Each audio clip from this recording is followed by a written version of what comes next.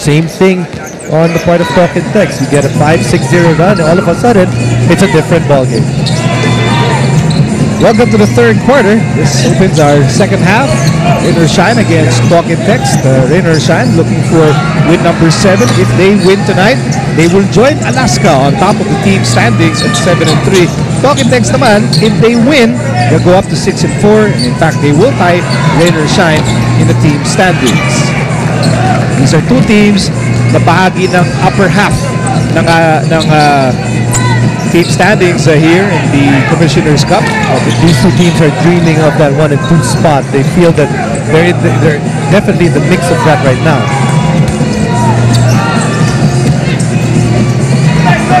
Here's Chris Chu. Chris Chu had 10 points, 9 minutes in the first half. And right there, nakita natin, comes out of ball movement. Talking Text sent too many people to Bruno Shundov. There were 3 guys there. When that happens, very hard to rotate.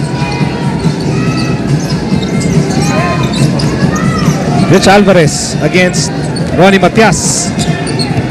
Here's Larry to Harvey. Shot clock down to 4, and Donnell Harvey will miss. Jimmy wide open, and he knocks it down. Well, he's good because you look at the first shot that he took in this quarter. It was an open 3-point shot. 2 open looks. Not very often that you'll be able to get away with that with Jimmy. Here's Kinyan. He's joined by Shundov, Paul Lee, Chris Chu, and Ronnie Matias. Impeccable outside shooting para sa Rain or Shine. At the moment, Nico, they are 7 out of 13 from 3-point range. That's over 50%. Let's send you to Erica. Sabi ni Coach Josh, it's really a bad effort from their end. Kaya naman medyo malungkot talaga ang vibe sa dugout. So they just have to really commit to defense. But it's a different story with Rain or Shine, who's done a good job defending a very potent offensive team. Ituloy-tuloy lang din daw ang kanilang magandang shooting and rebounding to maintain the rhythm and momentum and to continue controlling the tempo. Balik sa inyo. Salamat, Erica. And Rain or Shine retains possession. They're up by 20 big points. And so this is their biggest lead of the ball game. Shundov, baseline, that's good. Yeah, it's the ball movement. Most of the points, other than that 3-point shot of Paul Lee na sariling sikap, with points coming from good ball movement. On Coach Norman Black, you can see Eugene Tejada right behind the Talking Text bench, having an extended vacation here in Manila. Rich, no.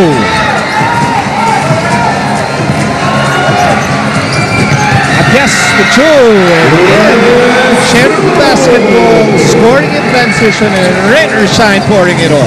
And the big concern is the transition defense. Dahil madali yung tira na yun. It was a 3, it eventually became an open layup because Rain or Shine able to push the ball harder.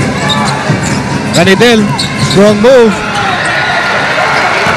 Here's Paul Lee. Separation, no go. Rebound, Rich Alvarez. Rain or Shine still in command here. 68-44. Jimmy for 3. Paul Lee had made that shot. You'd think Coach Norman would be forced to call a timeout, but they miss a layup. How many times have I said this? You miss a layup in this league, you generally will pay on the other side. Here's Shundov. Basket is good. We're used to seeing. Quite a solid ball game para kay Chris. Missing only 1 field goal so far. Hitting the pull-up. Only 4 points so far para kay Fonacier. It's not really bad in terms of his scoring ng Talking Text. We're about near 50 points at the 750 mark. The only problem is, ang dami nang binigay na punto sa kalaban. What a pass. Chris Chu to Shundov, and Shundov gets it on the second try. 25 points para kay Shundov, and it's as if nothing is impeding the ball movement of Rain or Shine tonight. Right now, it's the offense of Rain or Shine that is dictating how this game is going to be played. Here's Ranidel. He's that double team. Ranidel with nowhere to go. Paul Lee on the move. Paul Lee all the way. What a move! Sinukat ni Paul Lee yung galaw na yun. You can see that he really knew what he wanted to do even when he crossed that 3-point line. Meantime, Jimmy goes to Donnell Harvey. And Jonel Harvey will miss. Here's Paul Lee again. Chris Chu fouled by Larry, and Chris and Larry both crashed. 1 out of 2 for Chris Chu. That's enough to give Rain or Shine a 75-49 advantage as we're near the halfway mark of the third. Harvey carry.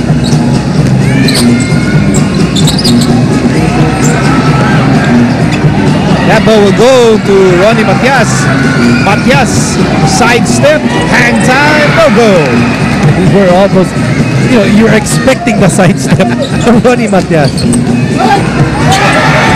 It's right by Paul Lee. Tapos tumama pa kay Jason Castro. So it goes back to Rain siya. Yung kumpiyansa ng Rainer Shine nandun.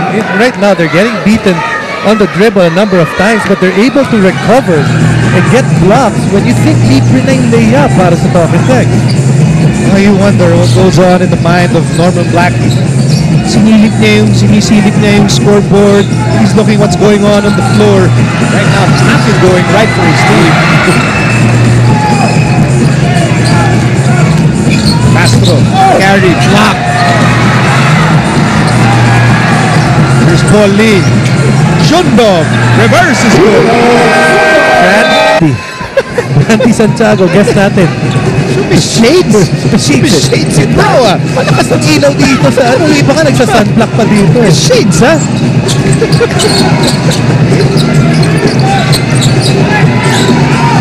Kelly Williams against Shundong. Kelly with nowhere to go. Somehow got a... Akala ko naman for effect lang. Alam mo na, TV tayo bro eh. Diba? Shades mo na. He's still wearing shades. Umuulan lang pa. Present. They've given up already 8 points sa layup to Rain or Shine. And then, right now, speaking of Talking Text, 8 points pa lang naambag nila for the entire quarter. Look, that guy's wearing the shades again. Okay, meantime, here's Shundong. Over to Ron Matias. Right now, Rain or Shine passing the ball and scoring at will. Too easy right there para sa Rain or Shine. 5 minutes remaining in the third quarter, and Jason Castro working on Chris Chu. This offense not going anywhere. Kelly Williams fires the three.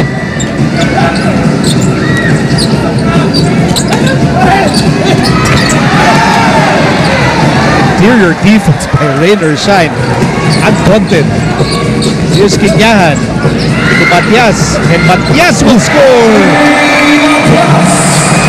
To make it a 31-point lead, that yung Tectus nun, saktong-sakto lang.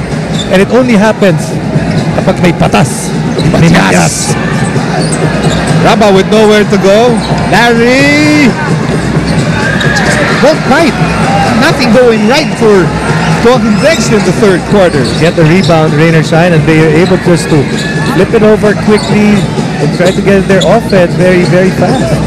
Erica, what do you have for us? Maganda ang simulang pinakita ng Rain or Shine. Magpasa hanggang ngayon, talaga namang nananaig sa kanila ang pride na... And then we question na kung nagamit niya na yan to other players, and now she decides to use it on Yeng Liao. Eh, guilty. Guilty na. Halata, guilty. Guilty na. Eh, coach yung ginamit eh. Oh yeah, Coach Yang will be really happy though. It's also gonna be the first time na yun ang pinag-describe kay Coach Yang. I'm sure.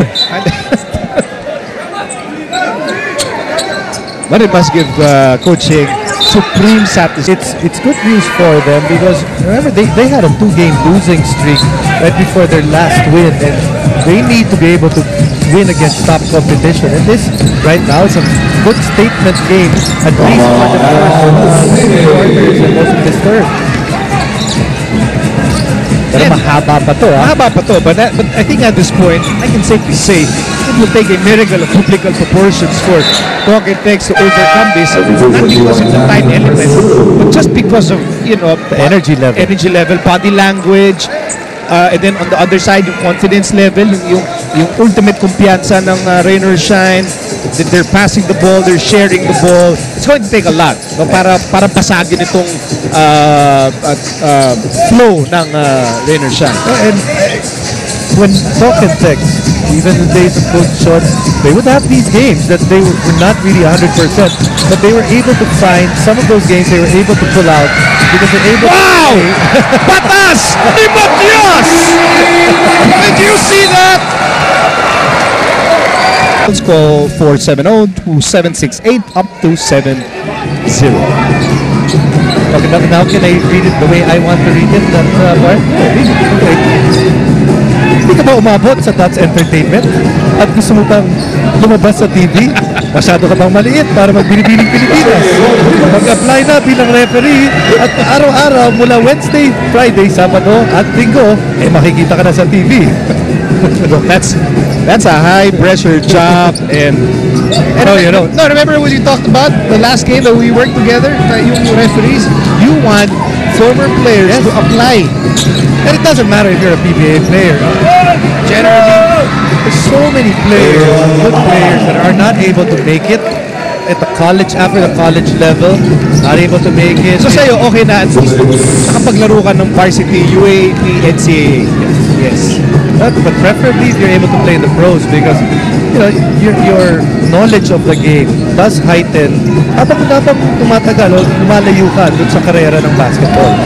Who's the most prominent shot clock winding down here on Rain or Shine? EY, hook shot, no go. Most prominent ex-player na maging referee has to be Tito Ferrer. Yes. Raba with a miss. Just one shot at the basket for Talk and Text. Can't get multiple possessions in this third quarter.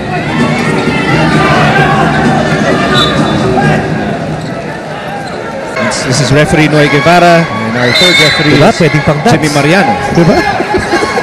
I don't know if it's a qualification na medyo photogenic ka. I'm not so sure. Mas maganda rin yun, diba? Para malay mo may sarili kang fans club. Shot clock down to 3. Everything working for Rainer Petron.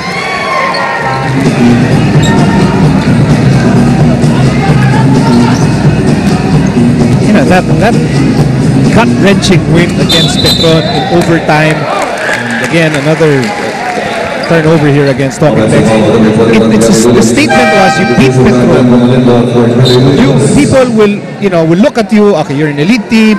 You're a title contender. You can beat the talented teams. And when you play a game, it's hard to imagine that you will be blown out. Not like this. And right now, no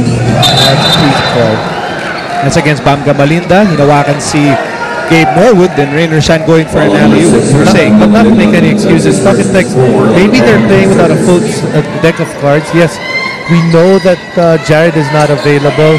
But Ryan Reyes, we don't know how healthy it is. I remember during the times in which Coach Scott needed a run. Usually, ang set niyan would be Jason Castro, Ryan Reyes, Jared Dillinger, and then he would just push the basketball and just try to force the opponent into a pace para makahabol sila. Because when the lead is this big, you have to find a way to have more possessions. Because pag konti yung possession, there's no way makakahabol ka. Here's Norwood. Shot clock down to 3. Norwood for 3. Yes! Halos lahat ng iba to ng Rain or Shine nandun, and they're still putting pressure in the backcourt. It's a merciless performance for Rain or Shine with 21 seconds remaining in the third. Rain or Shine so close to 100. Seemed like that opening quarter was the sign of things to come when Rain or Shine scored 30 in that opening period. 30 points and hasn't slowed down since then. Not one bit. 4 seconds remaining in the third. Norwood fires again.